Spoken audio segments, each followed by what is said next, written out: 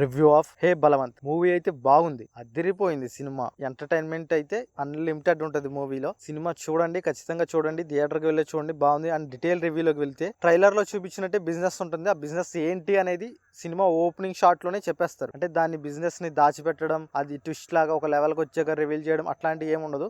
Opening లోనే చెప్పేస్తారు. అది ఓపెనింగ్ లోనే చెప్పడం వల్ల సినిమా ఎంటర్టైన్ అనేది ఇంకా పెరుగుతుంది, కామెడీ లెవెల్ అనేది ఇంకా పెరుగుతుంది. అది హీరోకి తెలియదు ఆ బిజినెస్ ఏంటి అనేది, బట్ అది రివీల్ చేస్తారు. హీరోకి ఒక స్టేజ్ వచ్చిన తర్వాత ఆ బిజినెస్ ఏంటి అనేది తెలుస్తుంది. అప్పటి వరకు మనకు తెలుసు కాబట్టి మనం ఇంకా ఎంజాయ్ చేస్తాం ఆ సినిమాని. అసలు ఎంతలా ఎంజాయ్ చేస్తాం అంటే అది పీక్ లెవెల్లో ఉంటుంది. అది ఇంకా తెలిసిన తర్వాత అయితే పీక్ లెవెల్లో వదులుతారు ఆ సీన్ని. జస్ట్ అలా లెగిసి ఇలా ఉంటుంది అనమాట సీన్.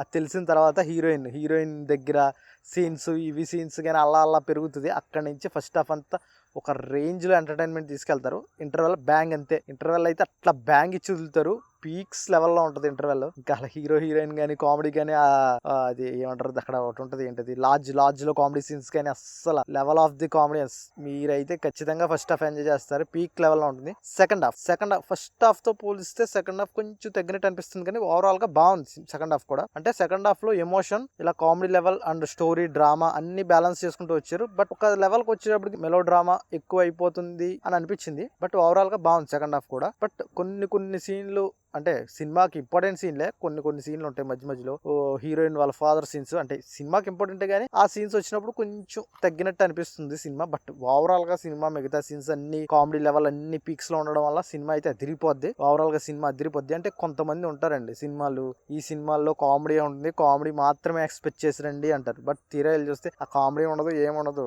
మొత్తం తలకాయ పోటు వచ్చే ప్రత్యాపరం తప్ప ఏముండదు సినిమాలో. బట్ దీంట్లో అలా కాదు, కామెడీ అయితే అన్లిమిటెడ్ ఉంటుంది. ఎక్కడ కూడా ఇరికిచ్చినట్టు గానీ, ఎక్కడ కూడా ఫోర్స్ గా పెట్టినట్టు గానీ ఏమీ ఉండదు. హార్ట్ ఫుల్ గా ఎంజాయ్ చేస్తాం. మీరు గ్యాంగ్ తో వెళ్తే, ఫ్రెండ్స్ తో వెళ్తే ఖచ్చితంగా ఎంజాయ్ చేస్తాం థియేటర్ లో. అండ్ నరేష్ గారి యాక్టింగ్ అండి పీక్స్ లెవెల్లో తీసుకెళ్లి వదిలేశారు.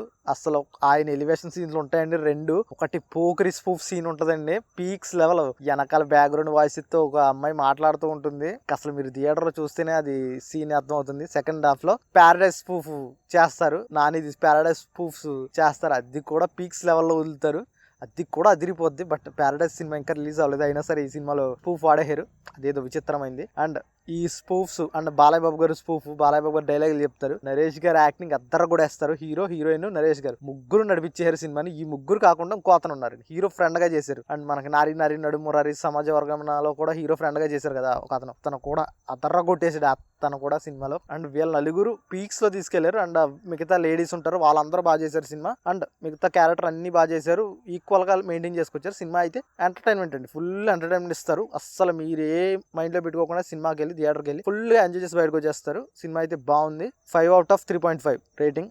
అదిరిపోద్ది సినిమా, బాగుందండి సినిమా అయితే బాగుంది. కామెడీ లెవెల్ అయితే బాగుంది. కొన్ని సినిమాల మీద, ఫంకీ సినిమా మీద బాగుందండి కామెడీ లెవెల్. ఫంకీకి మీద 100 రెట్లు మెరుగు సినిమా. అంటే ఫంకీ సినిమా బాగుంటుంది, బట్ ఆ సినిమా మీద 100 రెట్లు కామెడీ బాగుంటుంది. ఈ సినిమా మీకు నచ్చితే వెళ్ళి చూడండి. Thank you guys. Signing off HK talks.